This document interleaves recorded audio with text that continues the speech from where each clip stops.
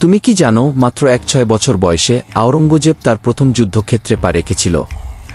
ছোটবেলা থেকেই তার ভেতরে ছিল এক অদম্য আকাঙ্ক্ষা, একদিন মুঘল সাম্রাজ্যের সর্বোচ্চ আসন দখল করার। কিন্তু এই পথে ছিল অসংখ্য চ্যালেঞ্জ। মুঘল সাম্রাজ্যের রাজনীতিক জটিলতা এবং পারিবারিক দ্বন্দ্ব তাকে বারবার পরীক্ষা করেছে। এটাই তার গল্পের শুরু। আওরঙ্গজেবের জীবনের প্রথম অধ্যায়ে আমরা দেখি কিভাবে তার অদম্য আকাঙ্ক্ষা এবং সংগ্রামী মনোভাব তাকে সাম্রাজ্যের মূল কেন্দ্রবিন্দুতে নিয়ে আসে। অল্প বয়সেই তার আত্মবিশ্বাস ও দৃঢ়তা তাকে আলাদা করেছে।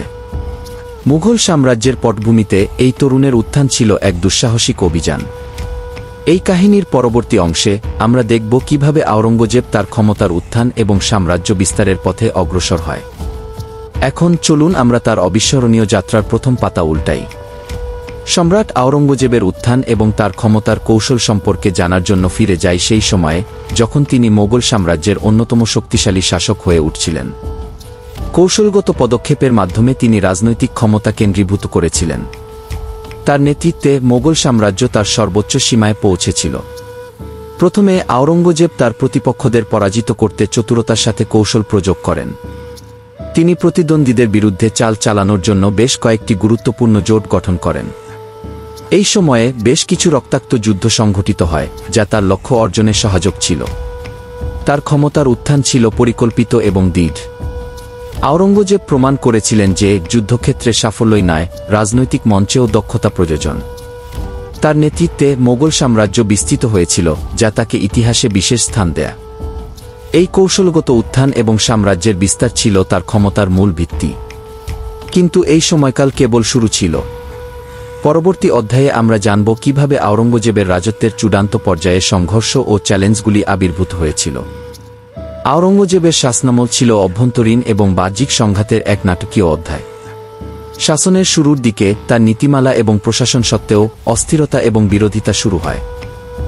ক্ষমতা কায়েম করতে চেয়েছিলেন, কিন্তু কঠোর নীতির কারণে রাজ্যের মধ্যে বিদ্রোহের ঝড় ওঠে। মুঘল সাম্রাজ্যের জন্য এটি ছিল এক পরীক্ষার সময়। এই সময়ে বিভিন্ন প্রান্তে বিদ্রোহের জোয়ার ওঠে। মারাঠা বিদ্রোহীরা আওরঙ্গজেবের বিরুদ্ধে তীব্র প্রতিরোধ গড়ে তোলে।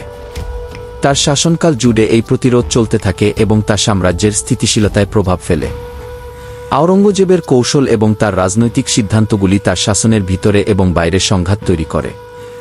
বিদ্রোহ দমন করা ক্রমেই কঠিন হয়ে ওঠে।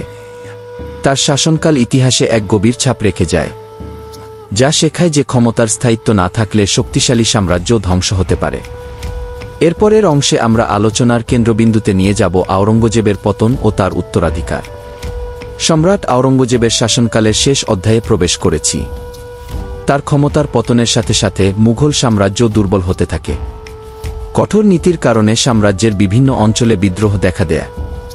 শাসনকালের শেষ দিকে তিনি নিজেকে বিচ্ছিন্ন ও নিঃসঙ্গ অবস্থায় খুঁজে পান। মুঘল সাম্রাজ্য তার নেতৃত্বে একসময় শিখরে পৌঁছেছিল, কিন্তু ক্ষমতার অপব্যবহার এবং কঠোর নীতি সাম্রাজ্যের ভিতকে নাড়া দেয়। আওরঙ্গজেবের পতন কেবল তার ব্যক্তিগত নয়, বরং মুঘল সাম্রাজ্যের অবক্ষয়ের সূচনা ছিল। এই অধ্যায় থেকে অনেক কিছু শেখার আছে।